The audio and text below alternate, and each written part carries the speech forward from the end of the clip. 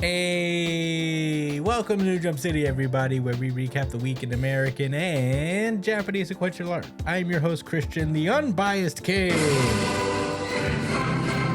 And joining me through StreamYard, it is the man, the myth, the legend, the tank top sage. It's Joshua. Gangsta Time Code. It's called Partner, but it should be called Gangsta Time. Hello, Christian. Hello, Josh.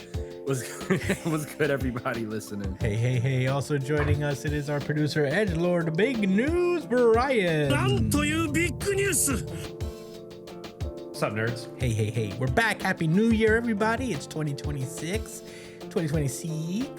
Very excited to get the first show of the new year. I hope everybody had a great holiday. Let's how are you guys doing? How was your New Year's Eve? I spent mine with Brian. I know how his was because I was there. Oh no, wait, Brian was not there. Never mind. It was Christmas. I was Christmas alone. we hung out. Yeah, no, never mind. Was Brian the whole wasn't with me. family over, like in Williamsburg, like how y'all usually do? No, I went to see my family. Brian stayed behind for our mom got the flu, so Brian kept her company. Oh, Yeah. Oh, you went out to Queens. No, we were in Bushwick. Brian was What's in over there? Williamsburg. My aunt lives there. I have an aunt in Bushwick. Oh, We have a lot of family in Bushwick. Yeah. I don't know why. I remember there was a crib that was in Queens by the A train. There was Yeah, I there have there one. was. There was, but they it's moved no away. longer there no more. Yeah. Oh, yeah, that no one lived there. Okay, Yeah. okay. Wow, yeah, it's been a long time. It's been It's been a real long time. But yeah, how was your New Year's? Your Christmases? Yeah, I got something to talk about. I mean, I'll keep it brief. I'll keep it brief with the One Piece update real quick. Oh yeah. I made it to the flashback. That's it. Hey, I'm here. he's here. I'm you know, Ida, he met Ida, and yeah, you know, he is in Harold. Yeah, I feel like there's not really much to talk about at this point. I mean, I will let you guys know when I've caught up officially because I think that's worth it, but I'll just talk about whatever I think is like a relevant thought or something that's worth saying. And I sent you guys some pictures a few days ago, and this was right before the flashback, but it seemed like what's her face? Gunko, Gunko, I guess. Gunko seems like she was about to flip, bro. She was Like about it to flip. seems like she is under the influence of some type of evil control and was about to remember something from her past that would snap her out of it, with Brooke included, right? Mm-hmm. And then Emu took over her body. Oh yeah, that's what happened. That's literally what happened. So that's exactly what happened. And I don't know if you guys forgot. I definitely did. I forgot the sequence of events, and I forgot that she had that moment. Oh yeah, no, I remember that. Yeah. And it's funny because I remember when we first, the things that I remember a lot, like vividly, is our initial reactions to these chapters. I think about them every time when I read, like now that I've caught up. Mm-hmm. And I remember us, we had a lot to say. We had a lot of theories about like Brooke and where he's from and what his relationship to the girl, to Gunko, may or may not be. We also was, the funny thing is that she knows who the Soul King is. I don't know that she knows that that's Brooke. Well, And I'm saying, and now, oh yeah, sorry. Go for it. just to be clear, right? So I don't, because it doesn't sound like I'm contradicting myself. I think just like there could be multiple people with the same name that exists in the world, you know what I'm saying? Yeah. I'm sure Brooke is not that unique of a name, so she probably knew his name, knew him as Soul King, but probably didn't put two and two together that this could have been the person from her past. I don't know if you guys have any thoughts on this situation, but that's the only thing I feel like No, she definitely knows our we're Brooke. talking about. It makes total sense that she knows our Brooke because Brooke, when he first introduced himself, like after Thriller Bark ended, he mentioned that he was the leader of a battle convoy in the kingdom of his origin. So Yeah. before he was a pirate, he was part of a royal army, which means it's possible that right. he went to a reverie. He's been to a reverie. And that's entirely possible that he's been to a reverie and he met Gunko there. But I didn't even think about it from that perspective, you know? yeah. I didn't. I just assumed that perhaps Gunko was not from Mariwa and that she was actually from that kingdom that Brooke was from, not the other way around, that he was at the in her land and they met and had a connection. I guess either way, there's something interesting to say about it, or That means a story that that could be made. That means he met Gunko 50 years ago, over 50 years ago. So that's crazy. That makes no sense because Gunko looks like a child. Well, remember the Holy Knights are like immortal warriors. But that would at this have point. to be the case. Yeah. At for this sure. point, And I guess at whatever point you're made immortal. Yeah, right? And that's where you stick around. No, hold on. There's some issues with that, bro. Was Summers always, a holy knight? Was Summers a holy knight? Well, it in could the past, like at this time, you only become like a true holy knight, like in that way. You only become immortal when you get that that depths covenant. You know, when you get that last stage of the covenant. Otherwise, you're not immortal. If you're in that first stage, like Shanks was, you can die and you can be killed, and you probably age. Right. When you're you don't have the actual. Yeah, when you have that real shit, you probably don't age anymore. And Gunko and Summers and all of them probably got theirs relatively young.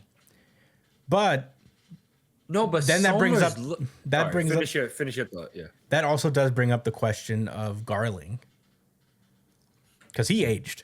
He's definitely older. Yeah, him too. and not just in his hair grew longer way. The nigga looks older. Yeah, his face looks a lot more defined. You know what I mean? And it's not from fucking stress. We know that. I mean, Summers also aged, if you can. Yeah, Summers aged. That's the well, first so. part. That was the person I was gonna cut. I was originally gonna cut you off to say. No, yeah. But I figured you was gonna lead to that anyway. Well, I was saying I was just in a different way. I was gonna give Summers. I was gonna give a caveat that maybe when we saw him in God Valley, he wasn't. He wasn't that level. Yeah. Right. So Perhaps. I have a take on it. What's your take, Brian? So when Emu took away the power from Saturn, he crumpled and turned to fucking dust. So my guess is that it just prevents you from dying from old age, but it doesn't stop you from aging. So once Emu takes away that power, all that time catches up to you and you turn to dust. I guess. Fair. That's what I thought too, but you got to remember where this conversation even started with, and that's Gunko. That was over 50 fucking years ago. It had to she was have been, a kid. because why does she look like this right now? I mean, we can't really see her face. I mean, yeah.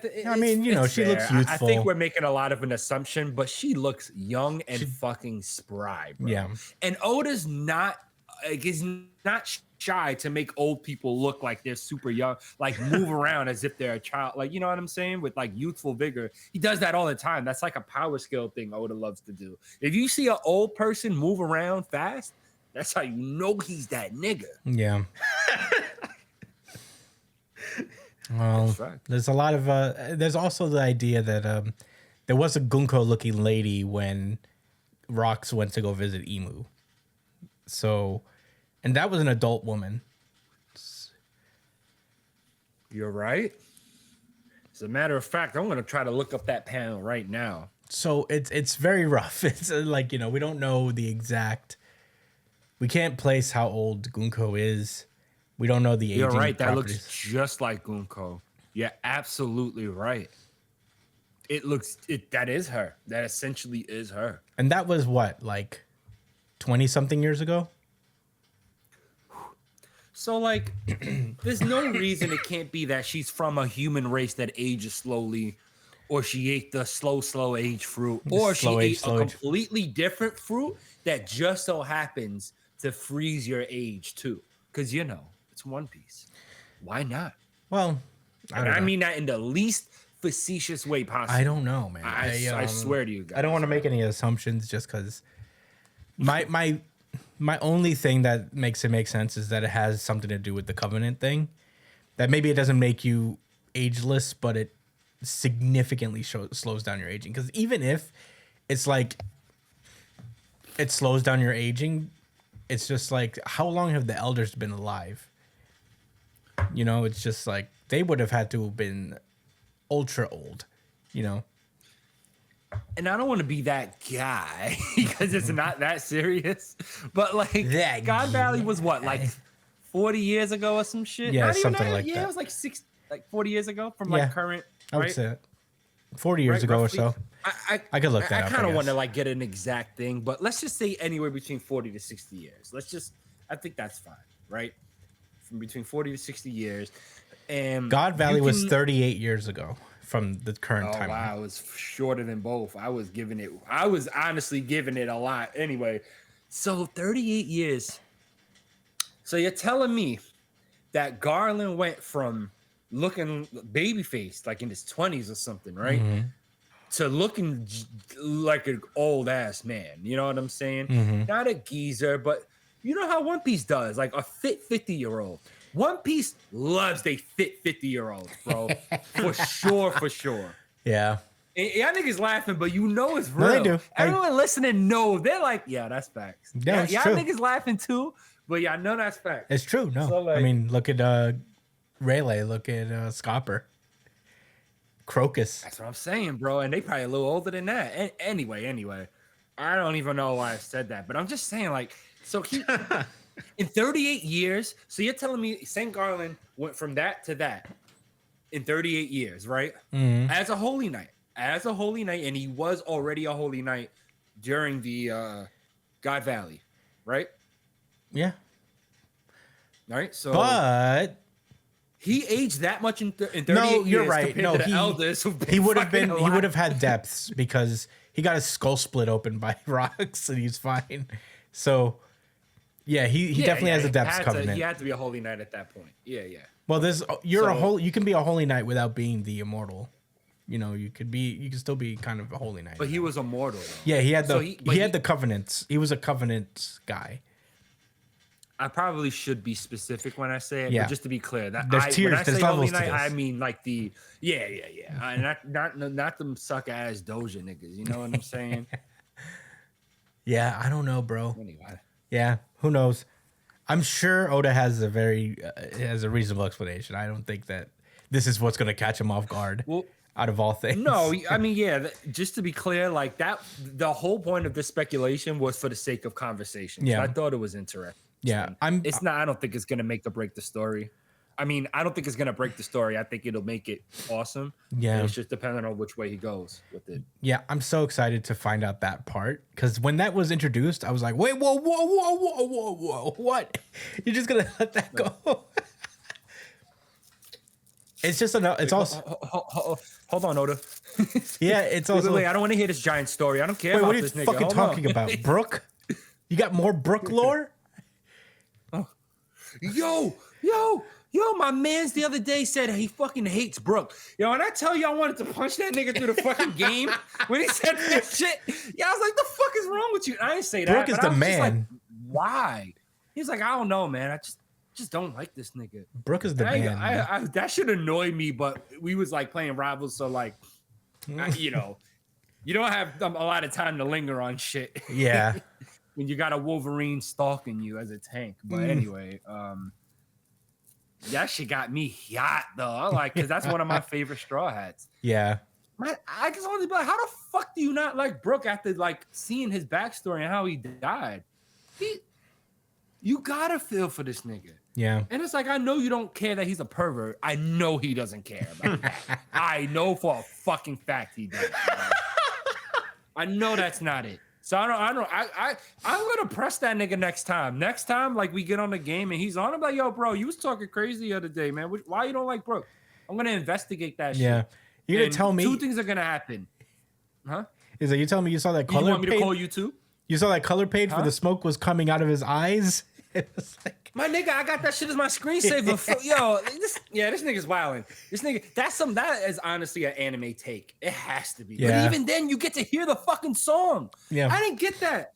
Bro, I had to learn the song through fucking memes on Instagram, my nigga. I feel like I kind of missed something not being a part of the anime with that, bro, for real. Yeah. And this nigga got the nerve to say I ain't really feeling Brook like that. Fuck that. There's nothing. There's no. He is objectively an awesome fucking character, bro. Mm-hmm. In many different ways. He's the man. Crackhead shit, bro. Crackhead shit. And I'm gonna check my man's on that, bro. Check him, dude. That was crazy. I'm gonna make sure before we get into a game and shit gets crazy, and it's war, nigga. You hit ready up, it's war, nigga. Anyway, yeah, that shit got me tight. All right, I'm done talking about One Piece. Sorry, Brian. Do you have any updates to your tier list, Chris? Or I do. Cool on that, I had a goal to try and catch up to the the shorter series. I did not accomplish that per se. I did catch up to Ocher of the Flame, and Ocher is for sure getting canceled at the next meeting. Yeah, I remember you talking about it's going, bro. It's going, which is unfortunate. You never told us about Mike's work drama, by the way. I know that was a pre-show thing, but you gotta tell us. It's more for me. I feel like maybe not, because these. Well, you let us know, Mike. If you listen to this one, you tell Chris. Listen, it's okay to let Josh and Brian know. I'll tell you guys off mic. I just forgot, but yeah, I don't know if the work drama on the podcast would be good. You never know who's listening. But anyway, yeah, Ocher is for sure getting canceled. It's been bottoming out pretty much, and it is giving we're ending pretty soon vibes, which is unfortunate because I like Ocher. I think like the art is spectacular, and I think like the lore has a lot of potential. It's a cool world that's built, but it's just not cutting the mustard. So, but I am going to move it up a couple of spots, bringing it up past Witch Watch. You know what? I'll bring it up past Hema 10. I'll put it there. I feel weird having Elusive Samurai that down, but I also yeah. I mean, you gave it a pretty good raise a couple episodes ago, so don't feel that bad. Yeah, I'm also, this doesn't feel right. This should be a little higher than Hema 10, I believe, too. I like The Magician Next Door, or a good amount. It's a fun new series. I don't know how well it's doing. I don't know how well any of these series are doing right now, but Ganron Egg stays where it is. Sorry, Ganron Egg. Does Ganron Egg look like you even read the most recent chapter? chapter? I did. It's good. Okay, and I think Ganron Egg is cool to some degree. No, you don't think it's good. You think it's that's how I feel. Calm. That's how I feel. D is for calm. Honestly, probably worse, but I think it's just not worse. judging it. No. It's not 10. That's the thing. That's why I have a complication with Ganron Egg, is that like it is just very like fine. It's like not blowing my mind or anything. But at the same time, I feel bad that it's like the only D manga. But yeah, everything is pretty much staying where it is. I don't think I like Shinobi Undercover a lot, bro. I might move it above Ichi the Witch. I'm just reading a new batch of Shinobi Undercover, and I think the series is very cool. Yeah, you got it pretty damn. Yeah, you got it really high, actually. Holy it's getting shit. there, man. It's very. I'm like fun. looking at it now. It's very fun. I guess that's fair. I enjoy it a lot. Which is weird because I'm also like Ichi the Witch is also growing on me a little more than it used to. I thought, I think the premise of Ichi the Witch is growing on me. I like the world and the power system of Ichi the Witch, and so yeah, I think these two will be kind of competing for like the upper B levels as well. But yeah, I think everything else kind of stays where it is right now. Me and Roboco, I actually started reading. Oh, finally. Hidden Peak.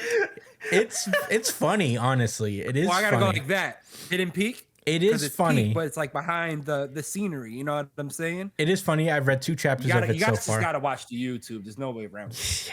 No, I don't know if it's Hidden Peak.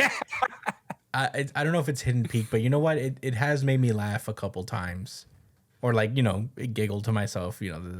As much as a manga can. So it's Bro, don't hold out, man. I Don't mean, think you can't enjoy it just because it's for children. no, it's not even If that. it's top tier, it's top tier. I'm very wary of gag manga, just straight up gag manga.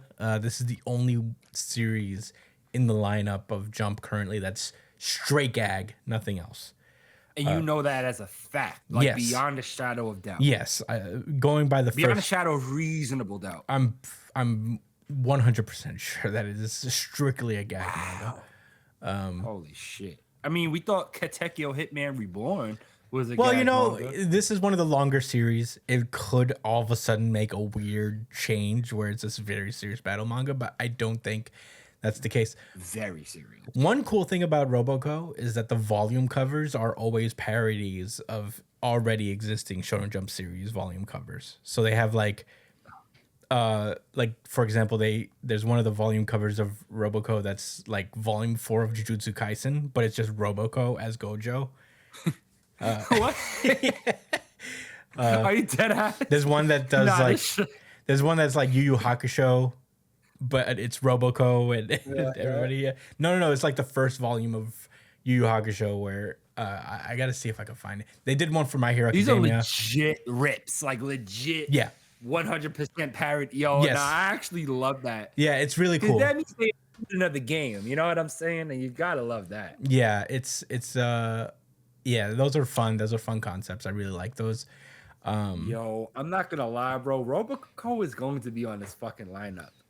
No, I don't know if a gag manga could ever be in the lineup. I might even put a Ron Burgundy on it, bro. That's crazy. I gotta wait. I gotta That's read crazy. myself before I keep that. You're gonna read Roboco out of all the series out there? Yes. Yeah. There's like B-tier series you haven't read yet, and you're just gonna go immediately for Roboco? No, because I already know. Jujutsu Kaisen is cool. Whack. I guess Shinobi sounds cool. Ichi the Witch, my nigga. What else? Baseball, whack. Weirdly Ruby enough, Dragon, Josh, I think you Ruby might Dragon really doesn't even like exist Ichi the anymore. Witch. I think you would like Ichi the Witch a lot. Is she your actual witch? Ichi's a boy. Ichi's the only.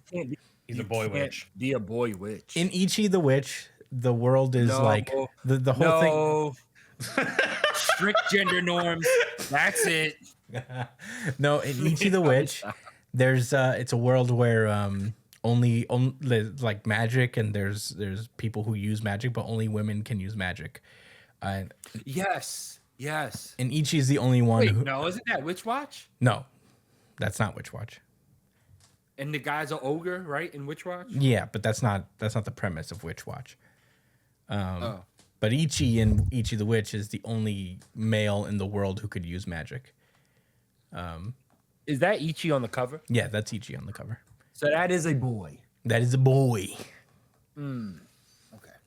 But I think you would like the power system a good amount. Mostly because you're a big Pokemon guy, and essentially the story, the power system is Pokemon. I am a big Pokemon guy. I mean, last episode, if confirmed it, if nothing else. Yeah. So, That was anyway, when my knowledge was being tested. yeah. But this is my lineup right now. Everything else stays where it is. I'm moving up older, even though it's gonna be axed pretty soon. I'm 95% positive. But yeah, don't kill me. Don't kill me about this. But yeah, that's my update on my Shonen Jump journey. Next week we're off probably, so I'll try to actually accomplish my goal in reading everything by then. But we shall see. All right, you guys ready for the main show? I almost am. I don't know. I know, Brian, you probably don't have much to add, but I do have a question for you. So, if you had to choose between downloading Marvel Rivals and playing with and playing like 20 games straight with negative DPS, or would you rather be forced to play League of Legends with a controller for at least the next 6 months?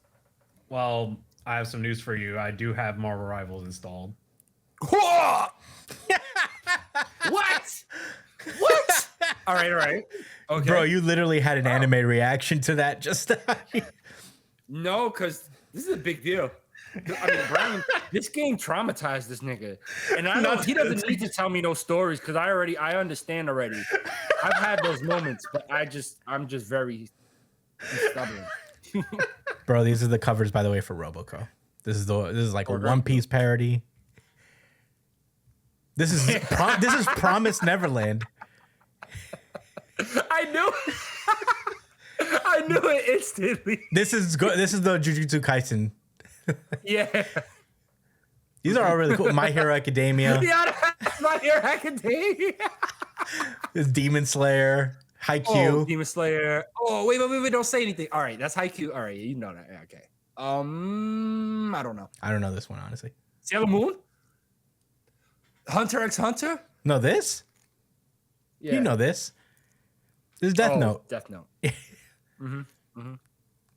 What's- Undead Unluck. Nope, Chainsaw Man. Brian's right. Yeah, shit. That's Hunter x Hunter. That's Hunter x Hunter, yes. This is actually kind of tough. I'm not gonna lie. These covers All of them are- have been cool, though. Yeah, no, they all have been. Ooh, they did World Trigger. Nah, I ain't gonna lie, bro. I gotta read Robocop.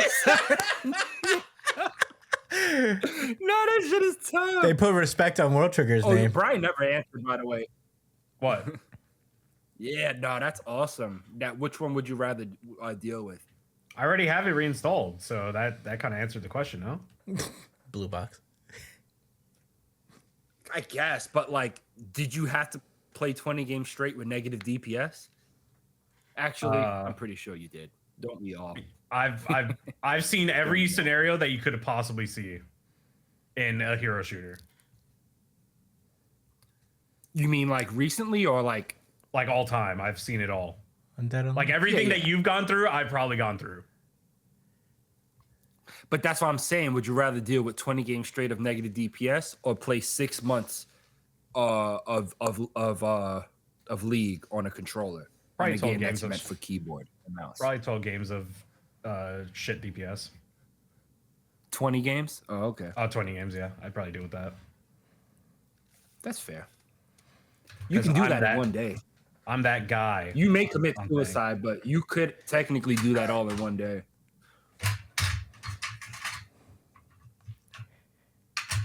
I wouldn't encourage anybody to do so, though. Sick Roboco covers. Yeah.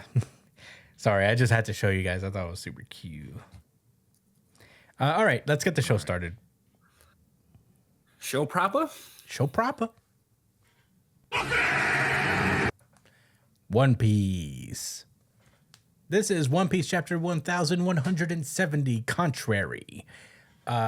First, we have a cover page that's very fun by 420 Land. That made me laugh. 420 Land. Yeah, this was the person who requested whatever this cover is. It was requested by 420 Land. 420 Blazing. Blaze it up. So last we left off with One Piece, everything was going crazy in the What? flashback. What? Never mind. I'll look at it myself. Never mind. I can't believe that you just actually... Wait, is that actually real? Yeah. I gotta look Look at the cover. So yeah, By look, 420 Land. Yo. Yo. What? All right. Sorry.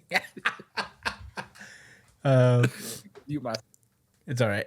So look, so you know everything's going crazy in Elbaf right now in the flashback. Harold is losing his mind to Emu because of his covenants thing. Cringe. Yeah, it's not looking good.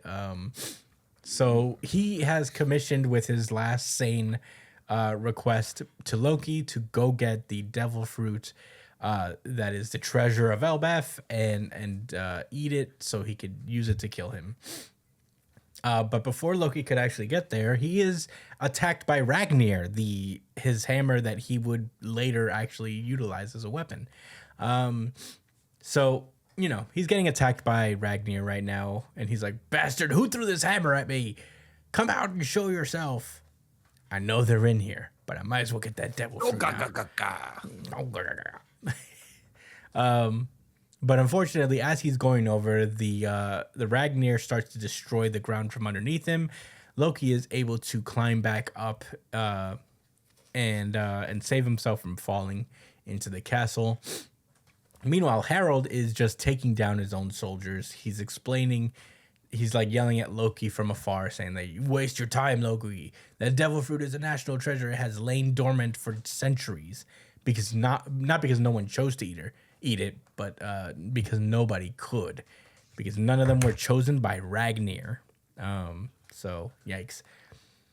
But with the strength I now possess. But as he's about to say stuff, Scopper and Shanks come in and cut off one of his legs.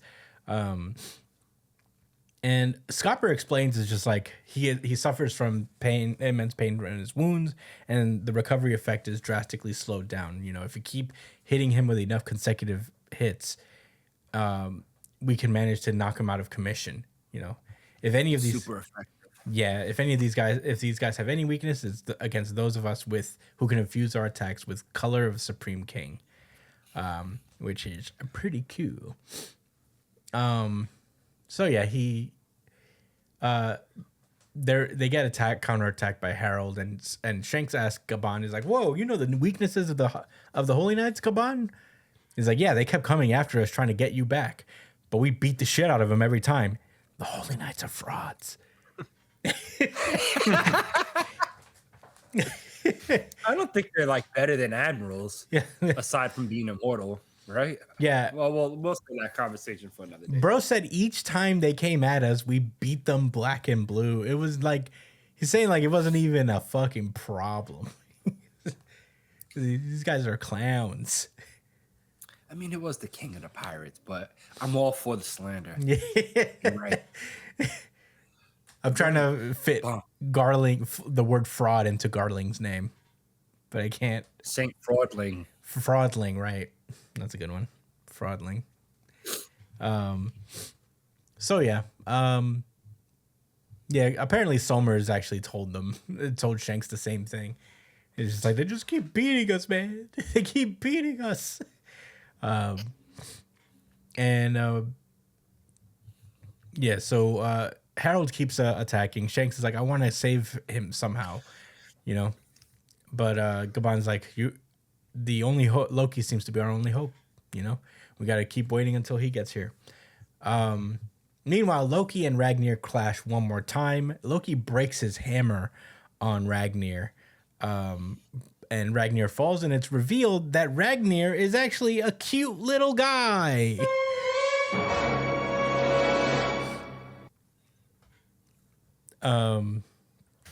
He's this strange little squirrel creature that ate the hammer fruit, I bet.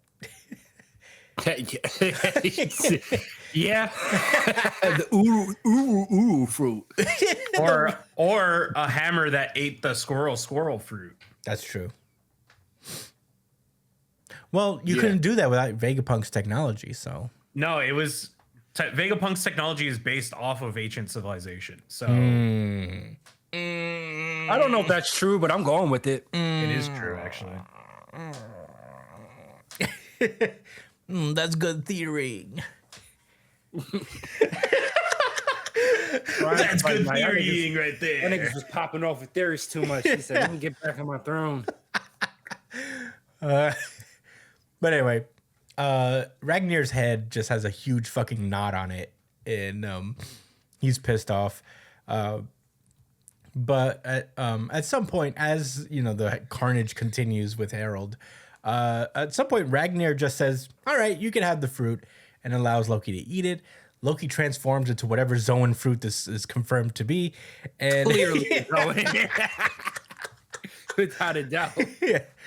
And he immediately goes off to fuck Harold up.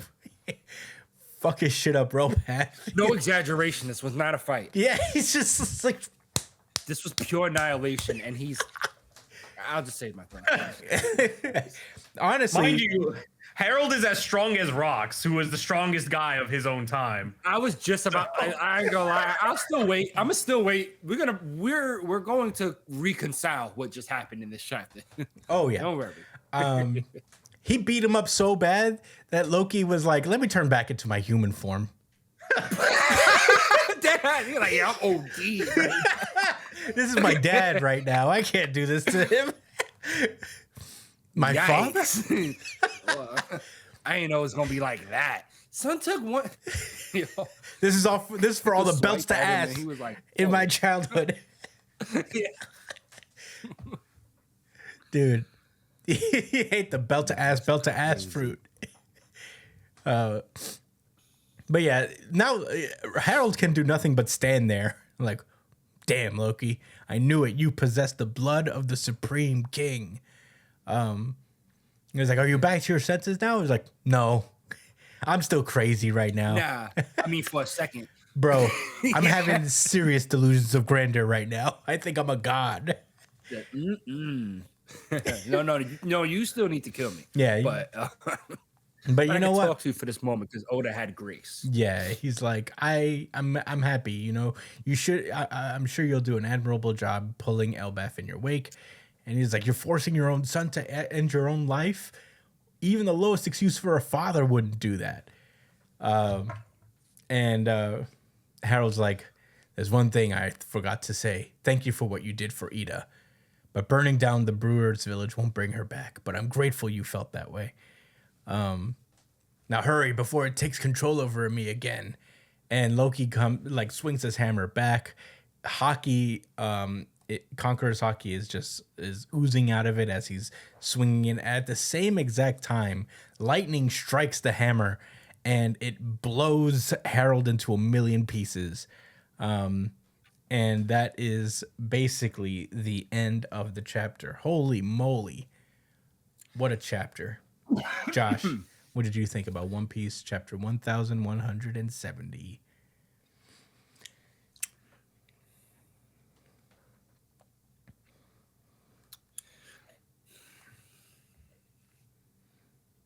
Just because One Piece hasn't gone to RGC in a little while does not mean it's still not peak. I just want to be clear, at least from my perspective. Yeah. But I want to ask the two of you and anybody listening. You could join in as well. Okay. Raise your hand if you thought the legendary fruit was actually just Mjolnir, and in the treasure chest was going to be some type of, hey, you know, some type of metaphor or some shit. Yeah. Nope. I didn't think it was going to be Mjolnir. Oh, B Sharp is raising his hand. Who? B Sharp is raising its hand. That is true. B Sharp thought it. No, for real. Was I the only one that thought, like, for a second, like, oh shit, that is the fruit? It's you might be. When it confirmed to be a fucking squirrel, I was like, oh shit, that's it. I was like, oh man, Oda would do that. Yeah, it seems like he's just subverting every expectation when it comes to like, I guess Norse mythology. When it comes to like Loki and Thor and Mjolnir and stuff like that. So, yeah. Oda's always gonna have fun with the themes he uses. You know, right. I didn't expect this to be Vinland Saga or anything like that. Well, let me ask you something. Are you saying that you thought the treasure chest had the fruit and the squirrel ate it, and that was the fruit inside? No. I thought legit that the whole thing was that the hammer was actually the legendary treasure and fruit, and inside the chest would have been like a note, like a, you know, hey, it's the friends you make along the way type of situation. You know what I mean? No, I didn't think that. If you like, when he opens the chest, the note's gonna say like, you already have the treasure if you could come, if you made it to this chest, meaning that you was able to best the hand. Oh, it's gonna be some corny shit like that. But Oda is famously myself mentally to be like, all right, you know what, a squirrel hammer, this is cool. This is cool. No, right? This is cool. Oda is on record being like, the One Piece is not going to be the power of friendship or whatever the fuck. It's not going to be the friends you made along the way. I appreciate Oda giving us material things to be hidden and not metaphors. A real treasure. Yeah, like that's some bullshit. I mean, shit. He would have been safe if he did it here. I would have accepted it, honestly. I would have. I truly was ready to be like, I should have seen that coming. Yeah. Oda's like, nope, there was a real fruit in there. Squirrel hammer. No, there was, and it was something. No, I'll tell you what. I thought, I was actually spoiled on the Ragnir being a squirrel. That was like a thing I saw, and I was like, oh shit. Did you think? What I thought was that the squirrel got into the treasure chest and ate the fruit, and became the hammer. But then Oda was like, no, there's an actual fruit in there. Yeah, because that would be weird. It's like, why would the hammer fruit be the treasure? What is it going to turn you into a fucking hammer? Like, yeah, maybe that is the point. Loki turns into a big fucking big hammer. He gets a hammer hands. Right, and Luffy turns into like a fucking giant rubber man and uses it to bash the fucking sea beast that's on its way from the Covenant. That would be pretty cool. Sick. That sounds pretty cool. Now that you're saying it. Okay, so there's something I wanted to look up actually that just came to mind, because if we're doing the chicken and the egg situation of, did the squirrel eat the fruit, or did the hammer eat the fruit? What is Ragnir in the Ragnir squirrel? Is it a thing in Norse? What's the lore for that? It can't just be random that it's a squirrel. I know that. Mythology. Ragnir. And he really did get blown up into a million pieces. I thought you was just kind of adding on like your own little flair. But I'm really looking at this last picture, and he sure did get shredded into mad pieces. Oh, yeah. He's just still together. Ragnir isn't a figure from Norse mythology, but a new powerful warhammer. So, JK. So, there's no way to know.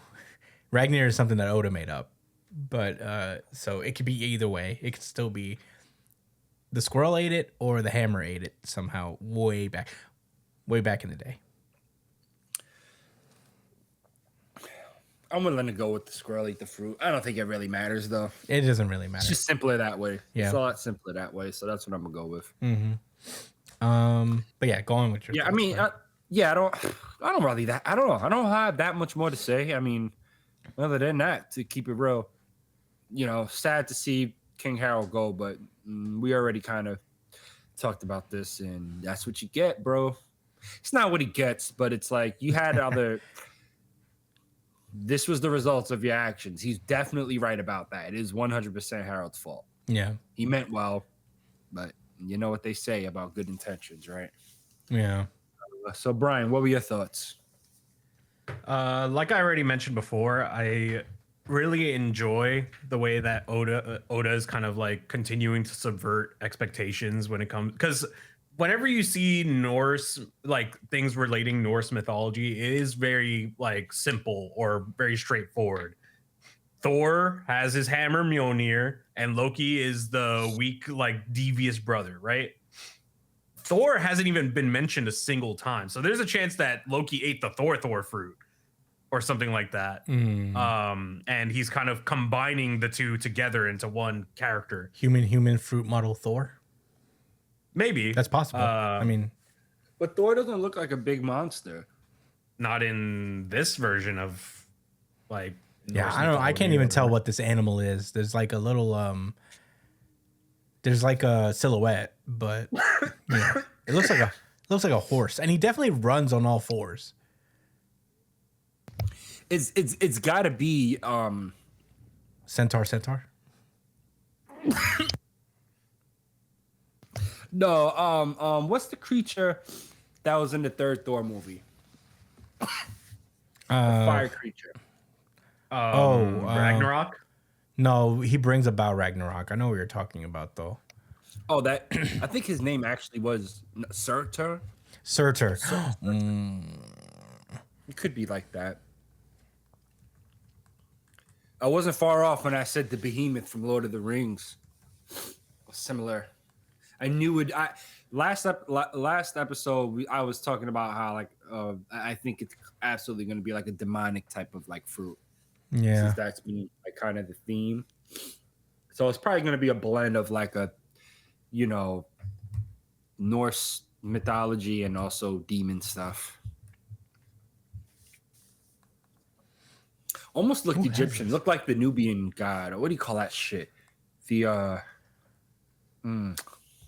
looked it up. Yeah, I don't know, man. I don't know what it could be, but I'm excited to find out. The searcher fruit. The jackal. It looks like the Egyptian like jackal god. What's that shit called? Like, like oh, that's Chaka. That's the guy. That's Anubis. But it looked like the beast version of Anubis, not the one that looks like chill, like a human. Although that's probably what his human cross form looks like a regular body with the dog head. Yo, I would think. Why would that be in Norse mythology? That's what I'm thinking. Weird. I don't think it's Anubis. I feel like they'd keep it on theme and make it Norse mythology type shit.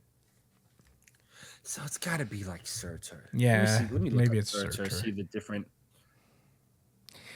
Anyway, we're Please tell me they have more than just the Thor references. Surtur is an actual that's a real thing, right? I think so. Yeah.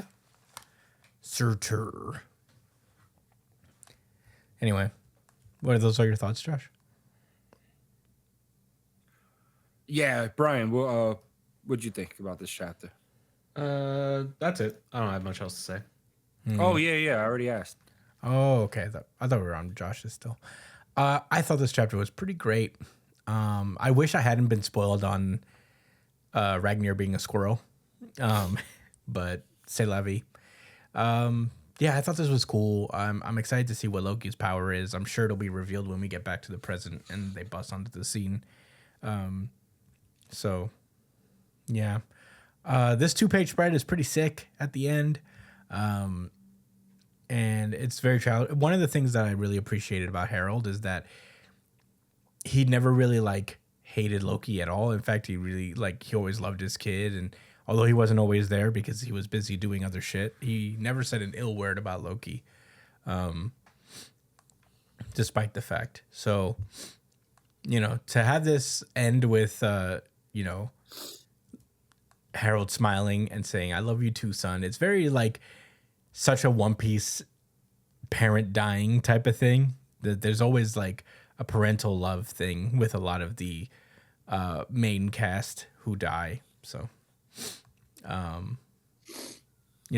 had a similar thing, and it's just, it's what a bummer. There was a recent chapter where Luffy tried to say Bellemare's name, but he said some other shit, and Nami had to correct it. Yeah, it was funny, but it made sense. It's that's something I would fuck that up too. Well, Luffy fucks up everyone's names, even the true. Yeah, so unless he knows you like that, unless he considers you a friend, he'll just fuck up your name almost on purpose, almost. By the way, I've been looking at all these pictures of Surtur, and I mean, his form has to be a mix of things. I don't think it's going to be a perfect 1-to-1, but it's definitely not going to take I don't think it's going to take a whole lot of inspiration from him. I mean, Surtur is clearly this flaming sword wielding beast, and he don't, he's not fighting with a sword, and he didn't look like he was flaming. I think that would have been, Oda would have showed the fire more, you know what I'm saying? Less of a creature and more of the fire as for us to to kind of try to throw us off if that was the case. Yeah, whatever. I'm just thinking, but I don't think he wants us to know. I think he silhouetted him as much as physically possible so we wouldn't even get any kind of clue. So, it's one of those things. The only thing that he didn't do was have Gabon react and say, "Oh, it's that." Yeah, it's that fruit. He ate that fruit. Yeah. Oh no, there is a moment actually. King Harold, page 13. He says, "Oh, so you have eaten that fruit?" Is that what he said? Ate it. So you ate Kinda- it, Loki. That Kind of, you know. Oh, by the way, should we call this ass whooping of the week? Yeah. Did even have fight? I guess.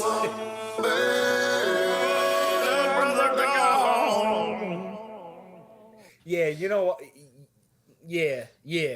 Because we gotta wait maybe a few weeks to talk about some other ass whooping. Yeah. So, yeah, you're right. This got it. This got it for this week. Yeah, I beat the shit out of him.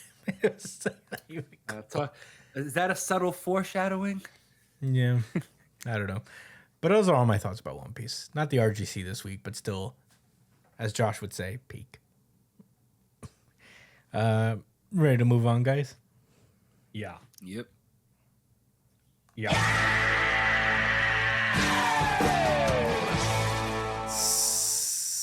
Sakamoto Days. This is Sakamoto Days, chapter 243, for the first time. Last we left off, Akira had confronted X Slur, I forget his real name, and they're about to be locked in combat. X is in his Takamura form, and they just start squaring up immediately. Akira's trying not to like get distracted or intimidated. She's like, find the optimal path. I see it, but there's like this panel of her get her face getting cut in half, but that was actually just like the foresight to see. I was like, oh, I can't do that shit. I'm about to get fucking slashed. So she's like, shit, I'm a fool. From the beginning, I should have accepted Rion's death. You know, I was so happy. I think I could be with Rion and talk to her again. So I tried to understand this guy. I was trying to escape reality and live some fantasy he created. But now everyone's dead. I ended up inadvertently helping help this guy kill a bunch of people. So it's like, I gotta kill this guy. I can't fail. Meanwhile, director dude is just like recording this whole thing. Is like, shoot, this tableau is too blah. And he looks over to the hotel's wedding hall. Is there somebody wheeling over a wedding cake? He's like, why is this cake so plain? He's like, I'll pay any price. I want the most deluxe cake decoration. And this guy's like, sure. Yes, sir. As this whole... You said a premium client. All right. Do they not hear like the massive... Yeah, do they not see the violent storm of blades and shit that's happening over there? No. Meanwhile, like Akira's stuck in a whirlwind of just Takamura blade. And movie guy just pulls up in front of her with the camera. He's like, you'll bore the audience. You need more jaw-dropping dynamic moves from our heroine. And you know, she moves this guy out of the way and grabs this guy's sword and redirects it downward, and it manages to cut the cake in half. And movie guy's like, yes, fight Akira Akao till death do you part.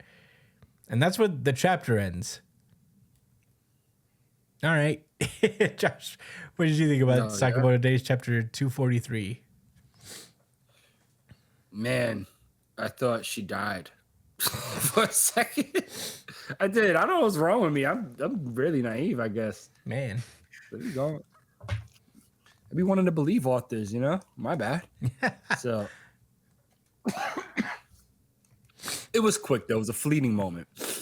Cause I was like, oh, when they showed the slash, I was like, oh no, that's fake. And then I seen the panel below and her fucking head was split open. I was like, oh, not like that. Yeah. And then she was like, oh, if I gotten close, I was like, oh, all right.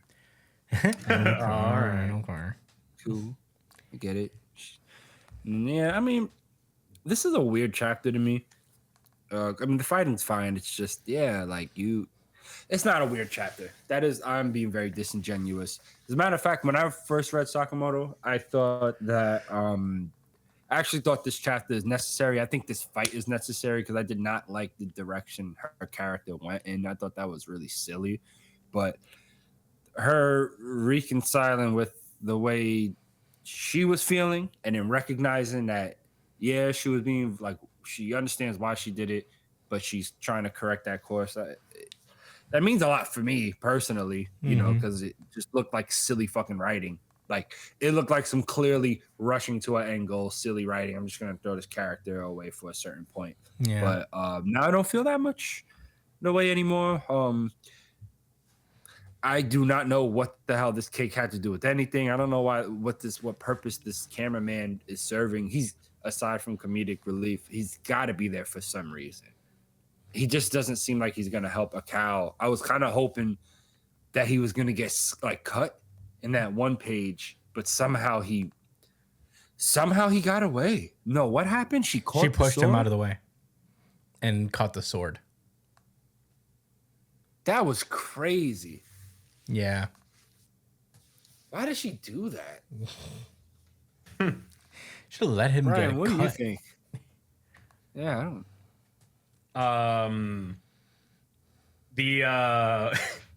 I love it's such a Sakamoto thing where the guy's like, oh shit, what's the theme for this fight? I guess it's wedding cake. I guess this is a wedding themed fight that we're gonna have for the Sakamoto Days.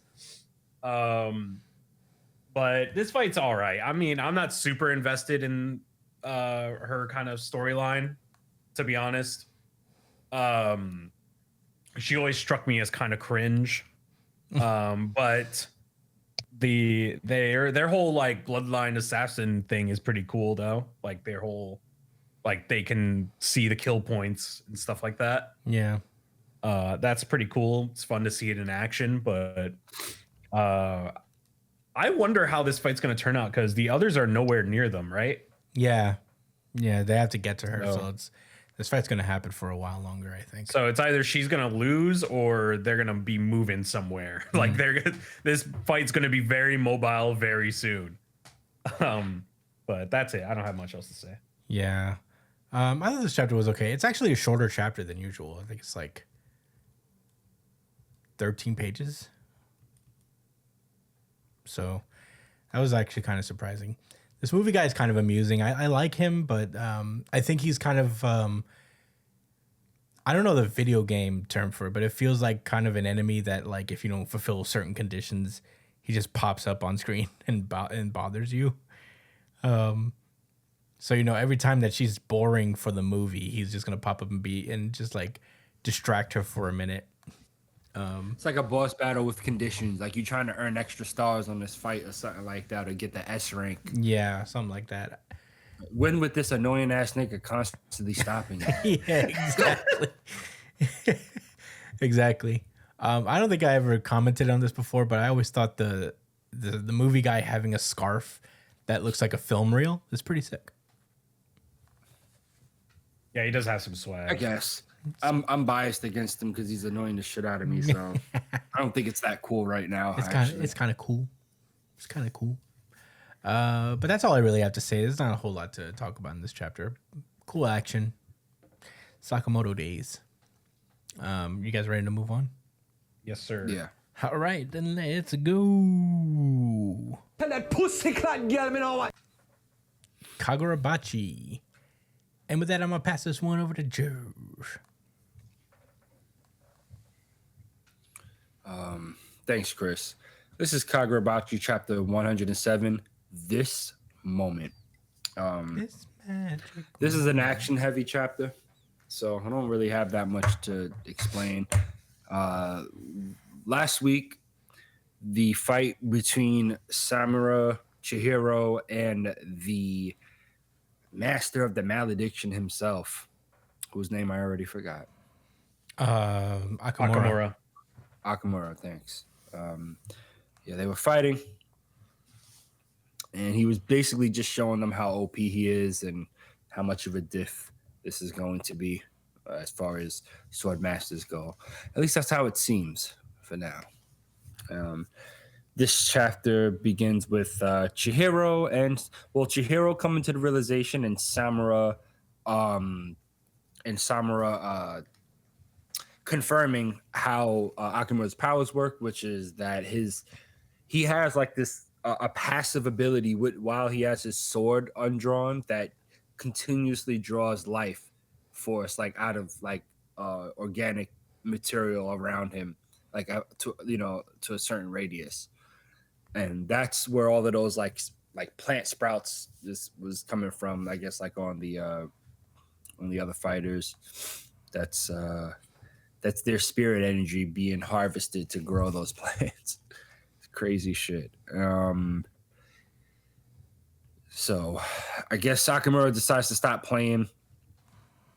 And there's actually a very funny moment because he asked Sakamura like, "Yo, how much of the area is evacuated?" And he's like, "About like 250 meters. There ain't nobody around here." And he said, "Okay." Said that's our battlefield. Akamura is saying that this is our battlefield. If you go outside that area, slit your bellies. And Sakamura looks at him like, "Oh, oh my god." He's setting rules." Oh man, and then Akamura says centipede and blows Samura and Chihiro all the way the fuck back. Immediately Akamura follows up with a slash on Chihiro, taking out a chunk of his shoulder. I hope that's just his fucking jacket. No, I think it was his shoulder. Yeah. Because he's too freaking fast. Samura pulls up to try to like assist and defend him. And then Nakamura turns to him and says, "You first." Cuts his hand off swiftly and he loses his blade. And I almost lost my fucking mind too, mind you. But luckily there's a feather over where his sword got launched and he's able to teleport and grab the sword with his other hand. And I guess, hopefully he regenerates it pretty fast. Akamura pulls up and hits him through a window. And we get a little bit of conjecture here. No, conjecture is not the right word, but whatever. Samura is admitting that his regeneration power, the Phoenix Fire regeneration, cannot keep up in this fight because it's already Shut the being fuck up, used. Akamura. Yes, it can. Yo, looking dying. Shut the fuck up, bro. You don't know what you're talking about. Yeah, he's this is Samura saying this. Samura.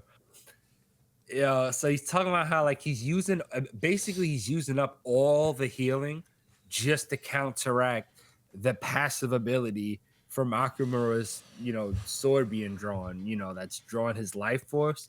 So all the damage he's accumulating, it's not that he can't regenerate it at all, but it's essentially gone, for a while because it's gonna take time.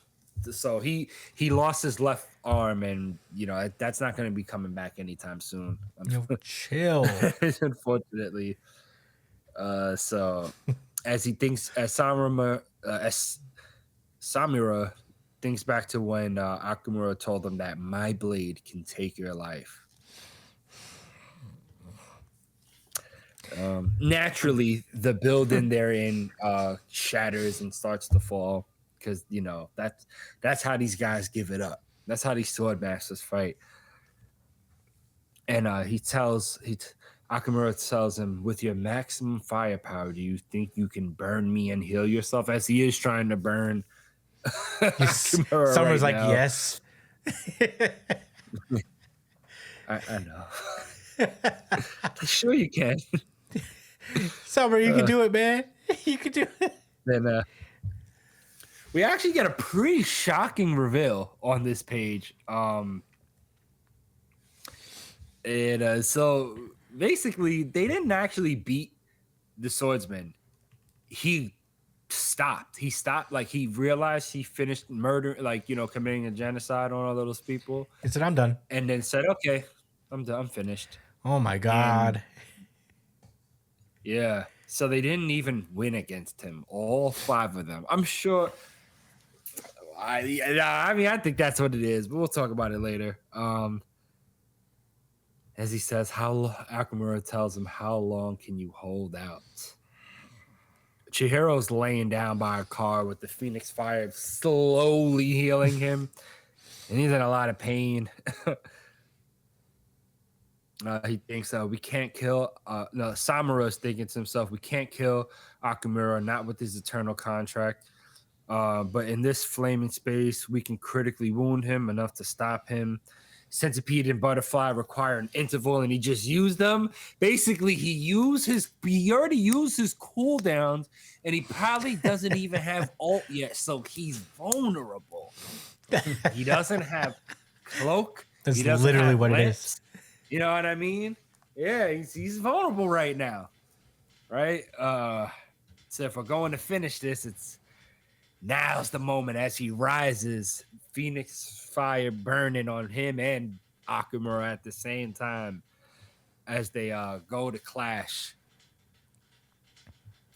It turns black and we hear 200,000. With one stroke, that's how many lives I took. Hey, yo, with one stroke. Hey, yo, pause. As we see a massive amount of buildings being destroyed in the background, and Akamura is talking down to Samura, who's on the floor, essentially Gojo'd, but still alive somehow. Oh my god, I'd be spoiling the shit out of him. All right, he's whatever. He's in a really bad state.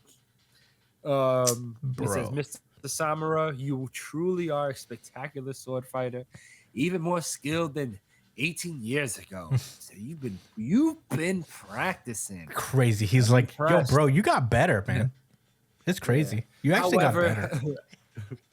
Right. As I smoked you right now, but even though I just, smoked your pack, I am rather impressed with the effort you put in. However, you seem to have forgotten that I am Thanos and I am inevitable. As long as I hold this Shinichi, I might as well be the Infinity Gauntlet. There's no way you can get the upper hand. All right. He says, I hold the reins. I will purge this society. Samura, with his last breath, like, I won't let you. And then he says, starting with you. And then he says Spider, because we see Chihiro standing up, like approaching in the background, and he ensnares. He puts CC on the ground. That's crowd control to hold back Chihiro. But he has this really determined look on his face. As Akamura tells him to watch from here as I slaughter your mans. However, Chihiro keeps walking. He is seemingly CC immune. Must be nice. Akamura is surprised, as was I. He's like, he ignored my CC. Spider-Man. After this battle, he says, "Is he the thing? Is he? Yeah, right. Yeah. So he's like, so we get some talk from the narrator. It says after his battle with Samura, remember that happened? Chihiro opened the doorway to enter the Enten's true realm. As Chihiro says, I won't let anyone die. With the big fucking goldfish. That's right, Chihiro. Around, collecting aura as we speak. That's right, Chihiro. Don't let anybody die. Specifically, don't let Samura die. Maybe. I've seen crazier things happen, right? Yami Zero. Anyway, the Makatsumi's power disrupts all life. Nishiki's protection blocks that. Okay. As Chihiro approaches, very wet from the water-based attack that he's using, as he clashes with Akamura, and Akamura does not look calm right now. Just want to bring attention to that. And he's like, even at this range, he isn't affected by the Magatsumi. And he looks at the sword. He's like, oh, so that's what it is. I see, brother. A sword designed to destroy the enchanted blades, forged to counter the malediction. An enchanted blade to defy the Makatsumi. This is its mission and its true realm. Brother, you have created a pure counter for me. So, standing before the unsheathed Shinichi for the first time, it becomes increasingly evident that it was even more ... specialized to counter the Magatsubi. Wow. Thing on Angelo. And that is the end of Kagurabachi of this week. Ryan Espinal, what are your thoughts? RGC. Certified RGC. Certified RGC. Certified RGC. This series, I don't know. Akamura got so much swag from it. Oh, you're also? Yeah, me too. What about you, Chris? Oh, Unified. It's not mine. What? Oh. That's Okay. crazy. It's margins, but Certified RGC. Certified RGC. Certified RGC. It was close. It was close. yeah. I still stand with what I said though. But yeah, Brian, go on. Man, this series is just, I don't know. Akamura is such a compelling villain already. He's just the way that he talks and the way that he acts and like the way that he can switch it up like almost on a whim. Like one moment he's like this very human, very like I don't know, like he's like a character that you're like, man, that's he feels almost like a hero in the way that he talks sometimes. And then you forget that he's a fucking monster when he switches that part on. Like when he literally looks like a devil coming out from hell with these panels where it's literally just his head is a scribble like a fucking circle. And he's so imposing and so dangerous, and you feel like he's an impossible obstacle to overcome. But Chihiro being the ultimate counter and also kind of like the other side of his coin is really fucking poetic, honestly.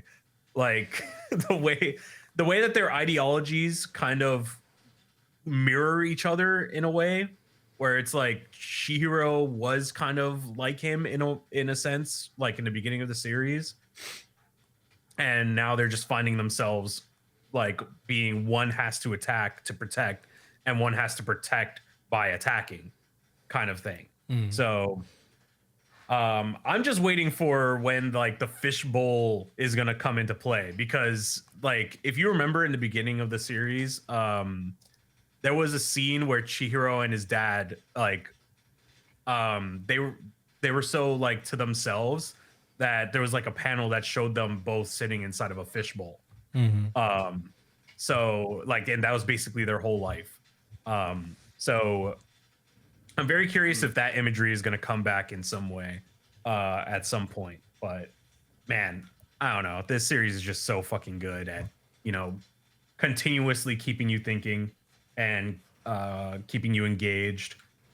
And I guarantee you, I feel like this guy's watching this podcast because he's really, really playing it on. He's really playing with his food when it comes to Samura. Bro, that's how he's I like, felt. is he gonna die? Is he gonna die? It's like, why are you playing with me, Hokozone? Just fucking kill this guy already. He's doing it on purpose. We know I you swear want to. God. You know you want to ruin my record. Just do it. He's for sure doing it on purpose. But those are my thoughts, Chris. Yeah, this chapter is fucking awesome. I mean, honestly, it really is just like a fine line that separates it from my actual RGC. Like Brian said, Akamura is such a cool villain, and we get a lot of these villains that are just like super confident guys and just like very nonchalant, you know. But Akamura is different because he's not like a planner. Like I've planned this entire thing, and you know I'm such a brilliant guy, and there's no way you could beat me. It's just more like he only just decided to get into this conflict just now. You know, he's like literally he's just like, fine, I'll hang out. I'll be involved in the story all of a sudden. And yeah, such a great antagonist for the series. I don't know how it's gonna happen, but there's gonna be some stalemate here, obviously.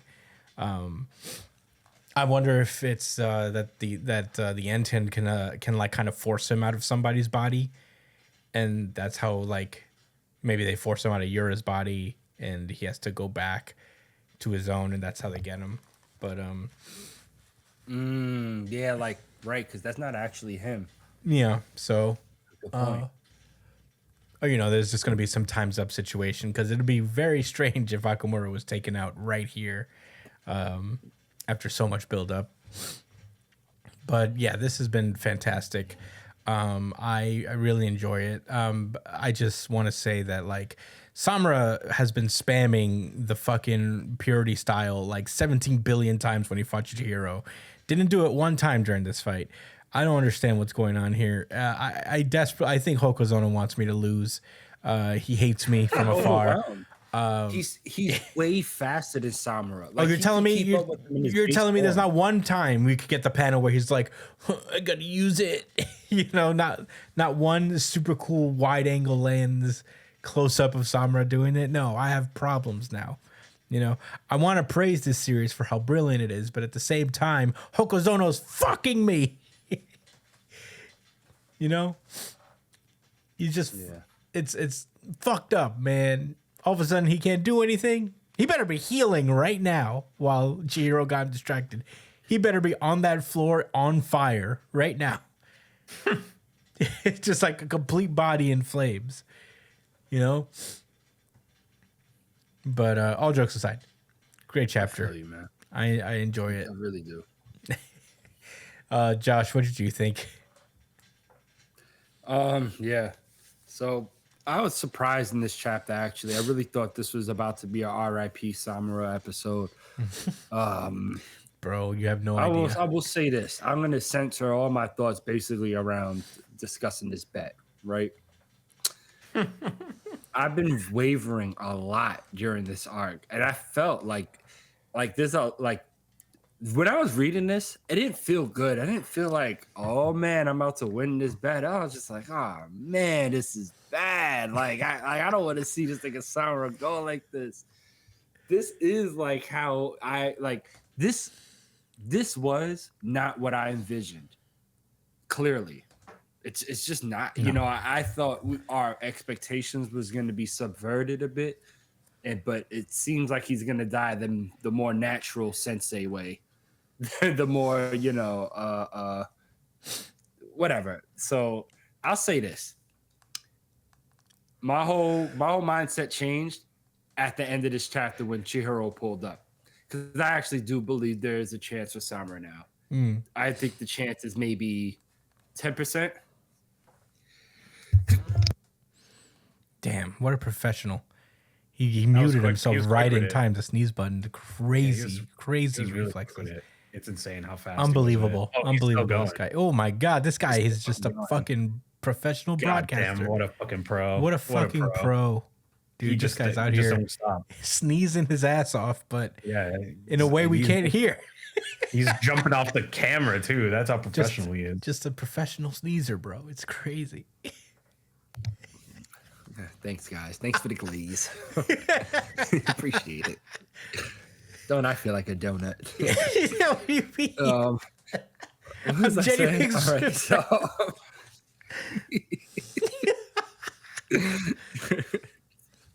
so yeah, look, I was feeling bad about the bet up until Chihiro pulled up like this, and I do think there's a legitimate chance. There's still a chance for expectations to be subverted. So in the event, if and when Samura does die, I'm going to feel like it's earned. Yeah. It's earned. Yeah, it is earned literary. And this is the same arc from the hotel. The hotel was just the beginning. It is. That's it. I said that. I've accepted that. I said that. You've said it, and I accept it. I fully accept it now. Oh my God. It's on, bro. It's on, man. I guess just for context for people who probably don't know what we're talking about, this is their first episode. We do a wrong burgundy bet on the show. It's a traditional thing. Every time we have like a theory that we're all very we're bought in on, we place bets with each other on whether it's going to be right or wrong. The loser has has to be referred to and referred to himself as Wrong Burgundy for an entire episode after he was proven wrong. So Yeah, it's a humiliation ritual. yeah, and this little name here, my name right there, it gets changed to Wrong Burgundy. So you know, those are the stakes. I am currently undefeated. Josh and Brian at least have one L under their belts. I think I have a few. Yeah. And I'm gonna have another one at the end of L-Bout. Yeah, that's the thing is that I have 2 ongoing Wrong Burgundy bets right now. One of them's a shoe-in. I'm sorry, Brian. I'm pretty sure Enru's not showing up. But imagine if he does though, bro. But imagine he does at the very if he end. shows up, I'll fucking shoot myself. What's up for this with podcast. all this lightning? Who called me? Oh, Enru was the one who sent the lightning down to Loki's hammer, and that was him. Yeah, man, that's crazy. But yeah, I'm like on that bet, like you was like my rival team because I need to see you accumulate another L so I could be. Yeah. We could be at yeah. So I got 2 wrong, but one of them's a guaranteed win. I'm pretty sure. This one has spiraled out of control, and yeah, in the worst way possible. So you know, hopefully, knock on wood, I'll get out of here. now you're unscathed. emotionally invested in this on a whole nother level. Bro. I mean, you're rooting for your hero like that nigga's like on your favorite team right now. Bro, I'm literally like Jackson Dart, and they about to go into the playoffs. I'm rooting for them like the Panthers rooted for what was Yeah. for the Saints for the Falcons the other day. Yeah, that was funny as hell, yo. That was really funny. And then they lost. Then they lost. Yeah. Watch them win in the first round. Who are they gonna play? The Panthers play the Rams, I think. Should be interesting. Anyway, so yeah, that's why I'm out here freaking out because my undefeated. Honestly, if I win this one, I will probably stay away from Wrong Burgundy bets for the remainder of 2026. I will not play with fire for a while. I need a recovery. I need a break. But yeah, that's it. That's it. Right? Do we have Josh? Do you have any other thoughts that you want to close out on? Nah, not really. You guys covered it all. This is a whole new whatever. I ain't got nothing to say. Let's move on. Alrighty, then let's go. Call that easy money, GG. Jujutsu Kaisen Modulo, or however you're supposed to pronounce that. This is Jujutsu Kaisen Modulo, chapter 17, Chaos and Harmony. We open with this fucking sick color page, if you don't mind me saying. I think this is it's also very edge. There's something very edgy about it in the best possible way. So, you know, kudos to Jujutsu Kaisen Modulo for this one.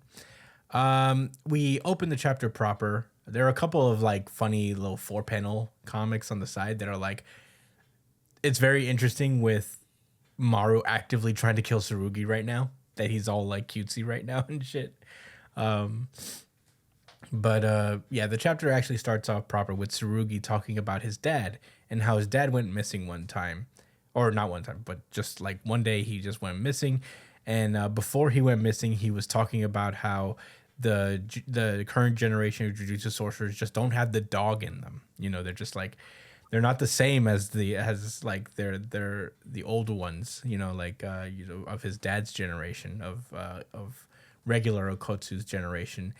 And it turns out at some point he complained to Itadori about this.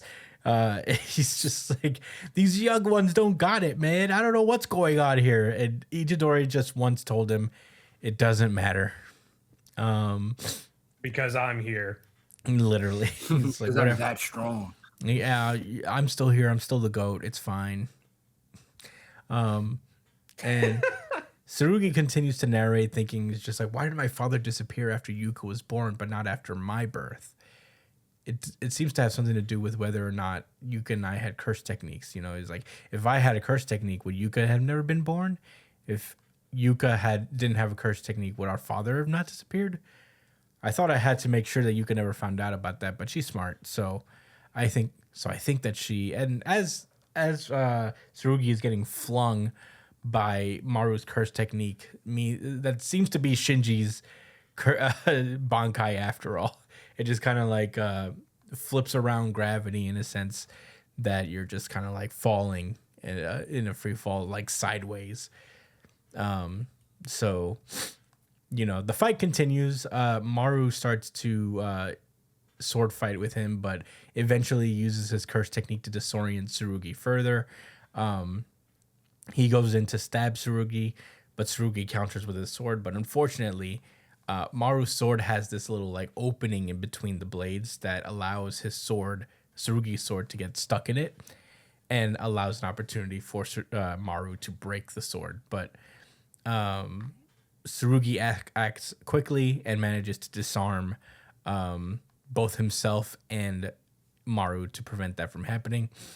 But Maru does this cool thing where he just blitzes Tsurugi and flips the world upside down. And in this really cool panel where they're both kind of like falling upward. And Maru's like, I win. And Tsurugi's like, maybe, but if there's a 1% chance I can save Yuka, I'm gonna go all in. And Maru's like, wouldn't have expected any less. And he punches the fucking shit out of Tsurugi, sends him flying into a building, and then tosses a bunch of cards at him. Is that a 1-inch punch? Yeah, literally. Boom. Kill Bill. Yeah. Look at his face when he gets punched, bro. That's the most realistic, gut check punch face I've ever seen. But yeah, he tosses a bunch of stuff at him, and Tsurugi's on the ground, just devastated. Just thinking, it's like, you was born with something incredible, so I'm sure she'd be proud to have an equally incredible death. But I just can't accept that. Whether I'm in touch with her or not, just as long as I know she's out there in the world, that will be enough for me. That's all.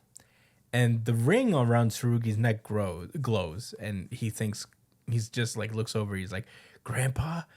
And then we hear a familiar voice come through. He's like, how awful. You ended up looking like her instead. And it's our girl, the Queen of Curses, Rika. She's in the darkness, being salty because Tsurugi doesn't look like Okotsu, I guess. And he's like, I'll save you, but only because Yuta asked me to. Now say I accept. He's like, then I can win? And Rika's like, what a foolish question. And Tsurugi says, I accept. And then out from the darkness comes Tsurugi, who has fused with Rika, and it looks pretty sick. And he punches the shit out of Maru, sending him flying as well. And Tsurugi's still in there. He's still conscious in this moment. And he's talking to Rika, who he's wearing as a mask. And is like, thanks for the help, but don't just go saying whatever you want. He's like, well, listen, somebody cocky. I'm going to go to Yuta in heaven and tell on you. He's like, would they even let you in heaven? And she's like, you make me so mad. And that's where the chapter ends. Holy guacamole, Josh. What did you think about Jujutsu Kaisen Modulo chapter 17? Man, I wanted to be very upset about the non-Maharaga action, but they showed your girl. Bro. I think I kind of want to talk about why this didn't win the RGC, but I'll just talk about how much I enjoyed this chapter. That's probably the better course of action. I mean, awesome that, the ring that Okotsu passed down ends up playing a part. And of course, Rika is still in it. I thought it was really, really cute too, how she claims that, Yuta's in heaven. Mm-hmm. And then like how, she can't go follow him. It's kind of sad, but also it's nice staying with the family. You know what I mean? Like, don't worry, I'm going to look over your lineage, even though I'm going to be salty about it. So at least up to a certain point. I don't know. I kind of do hope there's a resolution for her, but maybe because she's a Kellyan. Can you say Brian? She's the queen of Callians. Yeah. He was so salty. Oh my God, I went back to the episode the other day to just to hear Brian say that shit. Just to hear it go He's off. a Callie, bro.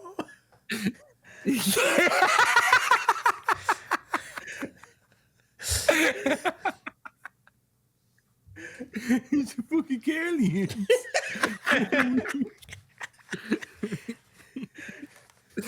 Maharaka. He looks like a fucking. If there's any Callians, that nigga looks like a Callian. But Yeah. Whatever. Anyway, like her returning was awesome. That's one of my favorite characters from Jujutsu Kaisen, and this new mode looks fucking sick. Yeah. Not gonna lie, I just think that if we got to see, I thought the reveal was cool. I thought the fighting prior was cool too. No, I thought the reveal was awesome. I thought the fighting prior was cool. Mm-hmm.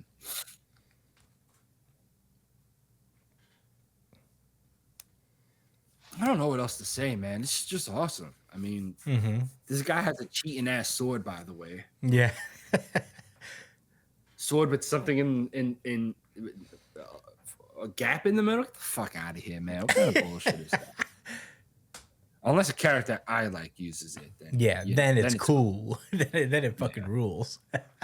And how about Maru looking like Magneto? That was pretty sick. That he definitely took inspiration from X-Men with that shit. He even had the hands at the sides, like that. You know what? If he had the fist instead like that, it would have been more like Magneto. Yeah, that would have been a little bit cooler. Shout out to Mag. I think that's my favorite. No, it's not. It's just most consistent.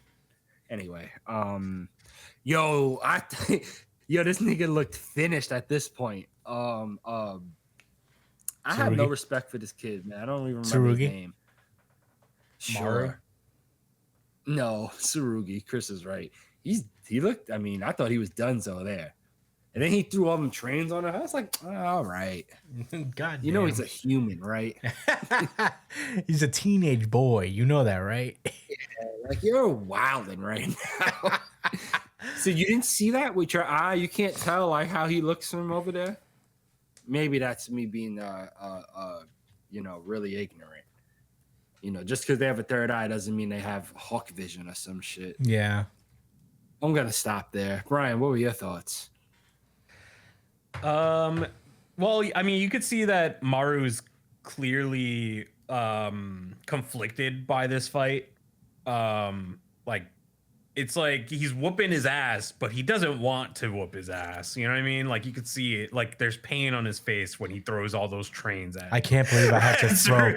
I can't believe I had to throw 37 buses at my boy. I can't believe you made me do that to you, Tsurugi. This is fucked up. You made me throw all these. It was bad enough I had to gut check you. I can't believe you made me throw the entire MTA's bus budget at you. But you can see he's conflicted by it, and this also made me think. I think Rika would have actually buses and cars. Yeah, it is buses and cars. Sorry. Rika would have liked being with Yuta because Yuta looks a lot like Okotsu. You mean Yuka? Now, yeah, Yuka. Did I say Yuta? Yeah, you said Yuta. Don't Yuta. even respect Yuta, kids, bro. Like, because if imagine if Yuka had this ring, she would have Rika, the Queen of Curses, and also Mahoraga at her disposal. She would have both of them. Yeah, that would be crazy. That's fucking OP as fuck. Thank God they didn't give her that fucking ring, because she would, like, her dad should have stuck around for her if she had that fucking ring. For real. He would have had everything he ever wanted. But man, that's the fights in this series so fucking cool. Like I love the shift in perspective when it comes to like how the gravity gets moved. Man, Gege chose the right person to draw this series. I'm not gonna lie. He is passing with flying colors right now. Yeah, it looks fine to me. It looks fucking incredible. Everything looks so fucking good all the time. So huge credit to this guy. He's He's doing his fucking thing for Akutami right now. But that's it. Those are my thoughts. Yeah, this was the RGC for me, if you couldn't tell already. Certified RGC. Certified RGC. Certified RGC. You know, I too, at the start of this chapter when I was reading it, was like, where's Maharaga? But then it got interesting really quickly. I think Maru's power is pretty sick. Not gonna lie. But this is also one of the most well-drawn manga chapters I've read in a long time. And you know, that's not to say nothing about anybody else in that we cover. I mean, everybody obviously is such a talented artist, but man, this is just almost Dandadan levels of detail that we get in this chapter. And I'm like, damn, I guess that extra week off really helped out, you know, giving them time to do this shit. Because, bro, this is nuts. Just the detail on the buses and this upside down thing where they're floating in space is just one of the coolest panels ever. The detail on the buses right before he throws them, this 2-page spread is fucking bonkers, dude. This guy is like in his bag right now. And the Rika thing is so cool. I mean, Akutami, Gege has been like really good about the ways that he introduces the elements of the previous Jujutsu Kaisen series in this. Like every time it has been like not just a fan service thing where we're like, oh look, it's Uyui, oh shit, it's Itadori, oh shit, it's Nobara. But it's so like, it's not gratuitously done, you know, where it's like, you know, he's not like making easy little references just to get us going with our nostalgia for Jujutsu Kaisen. It's always done with such fanfare and cool like ambiance. Like this Rika thing is like we don't even see Rika in her entirety. She's just kind of this very cool presence or essence that just pops up, and we already know who this is. It's just a cool treat, a cool way atmospherically to do this shit. I think I would have preferred to have maybe half a chapter with her actually out and fighting Maru herself before fusing with Tsurugi. That's my only like little nitpick about it is like, I wish we could have gotten to see Rika do cool shit on her own. And then like at the end of the chapter, she fuses with Tsurugi or something like that. But this is pretty sick as well. And, this new form is really cool. And I like that Tsurugi is also conscious during this, so it's almost kind of a 2-on-1 situation. Yeah. It's like Akutami loves his jumpings. Yeah.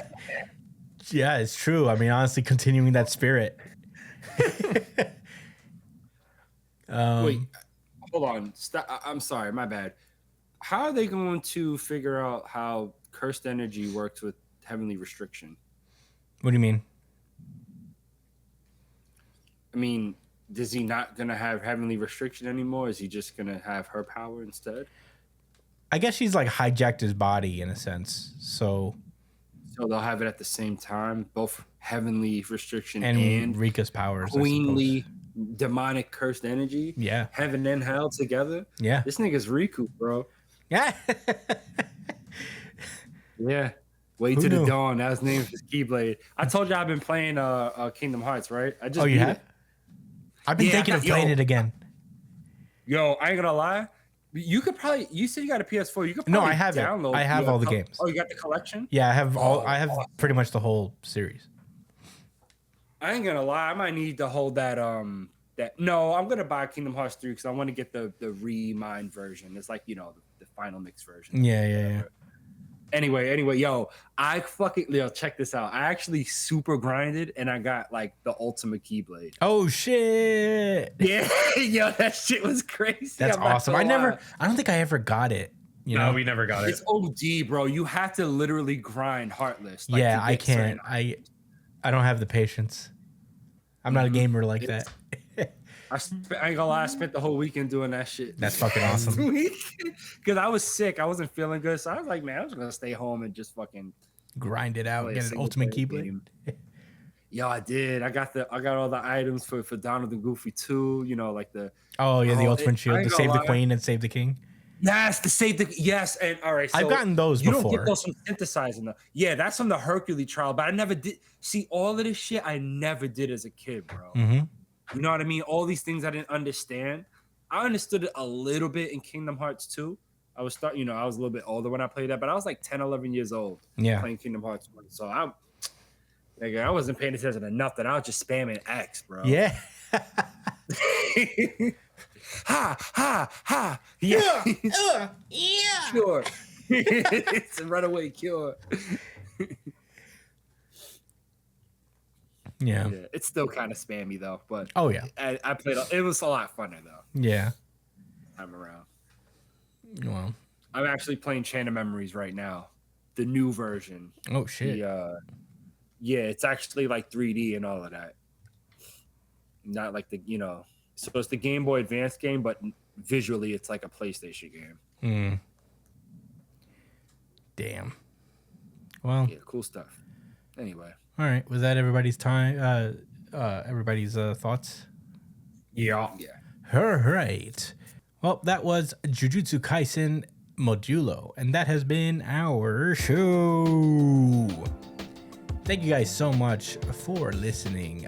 Don is out this week, so we didn't have it. We're not covering it this week, but yeah, thank you guys so much for listening. First show of the new year. Very excited for it. I hope you guys enjoyed it. Thank you so much for listening. You can find me at the Chris Aspinall on Twitter and Instagram. Josh is at JDCole_37 on Instagram. At New Jump City Josh on Twitter. Brian is at b.esp on Twitter and Instagram as well. We are on New Jump City at New Jump City on Twitter, Instagram, and TikTok as well. I'm going to try my best to continue making little clips of episodes, just because, every now and then I don't really have time because, work really takes it out of me and content creation is tough. So, but I'll do my best. Follow us on those things. And email the show at newjumpcitypod@gmail.com with any questions, suggestions, anything you guys want us to talk about, and we will talk about it on our pre-show chat show. We didn't do one this week, but we will for sure do one next week. Not next week, but the week after when we get Jump again. Thanks, guys. Subscribe, like, share the show, all that stuff. We love you very much. Happy 2026, and stay safe, New Jump citizens. Bye-bye. Peace.